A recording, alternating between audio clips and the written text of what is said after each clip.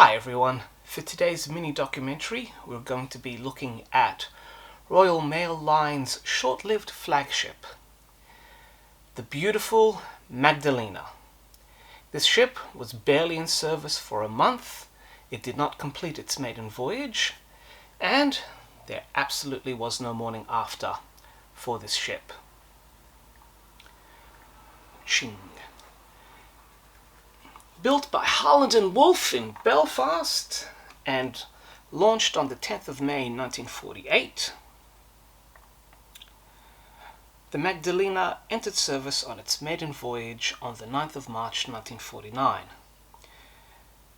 Magdalena was a replacement for another vessel that Royal Mail lost in the Second World War. That was the Highland Patriot. Designed for the intermediate service to South America, the Magdalena represented a combination of both traditional and modern ship construction and fit-out. The ship had beautiful, sleek, modern aesthetics. However, it also had the very traditional split superstructure with officer accommodations placed in a separate deck house, followed by a separation with the cargo hold and then the passenger accommodation in the main superstructure.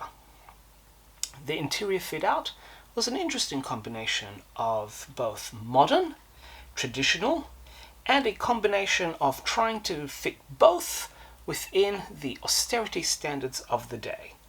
We have to remember that this ship was ordered and built immediately at the end of the Second World War, and many materials were still in short supply. However, as you can see from these images, I'd like to think that the designers did a good job of presenting a light, modern, and airy feel to the interiors of this ship. In terms of dimensions, the Magdalena was 17,547 gross tons. It was 570 feet or 173 meters long, with a beam of 73 feet, which is 22 meters, and could chug along at a respectable speed of 18 knots thanks to two steam turbines which drove twin propellers. The ship had a capacity of 529 passengers, either in first or steerage accommodation, a crew of 251, and a very generous cargo capacity of 460,000 cubic feet, which translates to about 13,000 cubic meters, and a lot of that was refrigerated. Unfortunately, though, the Magdalena would not finish even her maiden voyage. Carrying 237 crew and 347 passengers, the ship ran aground at the entrance of Rio de Janeiro harbor. This impact was serious, but not life-threatening. The ship was flooded around the number 3 hold, and photos of the time show that the ship is still in one piece and down by the bow. All the passengers were safely evacuated. The crew did a respectable job of ensuring that the flooding was controlled and that the ship was not in any further danger. The ship was then refloated, and a slow tow was undertaken to bring the ship into the safety of Rio de Janeiro harbor so that it could be repaired. Unfortunately, at the entrance of the harbor, the ship ran aground again. Based on the accounts that we have, this was just a touch, a slight impact, but it was the technical equivalent of the straw breaking the camel's back because the bow was already terribly damaged. And so, in the vicinity of the number 3 hold, which is where the break between the forward superstructure and the main superstructure is, the ship snapped in two. The bow settled and would eventually sink, while the stern was pushed onto a nearby beach. The ship was carrying plenty of oranges as part of its cargo, and many oranges would end up washing up along the famous Copacabana beach. The bow would ultimately settle and sink, and the bow wreckage is still there. It's very hard to dive on though, because it's an extremely rough stretch of water, and the structure itself is badly broken up through the wave actions. The stern, however, was sold for £50,000 and broken up on site. The Court of Inquiry revealed that there were various factors that were involved in the loss of the Magdalena.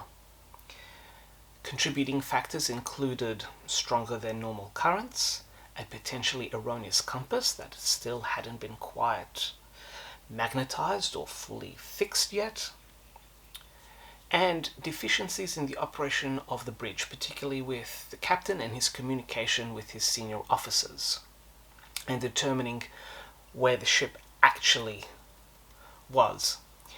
In modern aviation terms, we could say it was inadequate cockpit resource management. There just wasn't enough explicit communication with the team determining where the ship was, which led to its ultimate grounding. The Magdalena would not be replaced. However, a lot of elements of its design would be recycled and would appear in the last 3 passenger ships that Royal Mail Line would build. There were 3 white express vessels called the A-class, Amazon, Arawa, Arlanza. And so elements did live on. However, the ship itself now enters history as one of those very few that never completed their maiden voyage.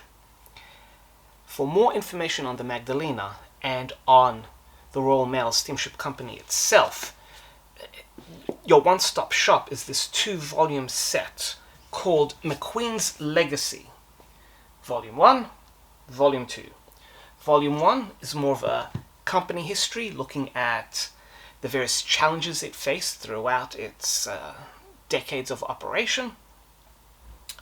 And Volume 2 is a look at all the ships that were operated in its fleet. And a great deal of information about the engineering and interior fit-out of the Magdalena can be found in this chapter dedicated to the ship in this volume. If you just want a brief overview or a general look at the fleet in general, including the Magdalena, well then Duncan Hawes's Volume 5 book in his Merchant Fleet series about the Royal Mail Line and the company that they would ultimately take over, the Nelson Line, this does pretty much that. It's a brief overview with line illustrations showing side profiles of all the fleet, with Magdalena as well being involved with basic information there as well. But for a full understanding of Royal Mail and its fleet, please check out these 2 by Stuart Nicholl. Absolutely magnificent pair of books. And so there you have it. A beautiful ship that didn't even complete its maiden voyage. The unfortunate Magdalena.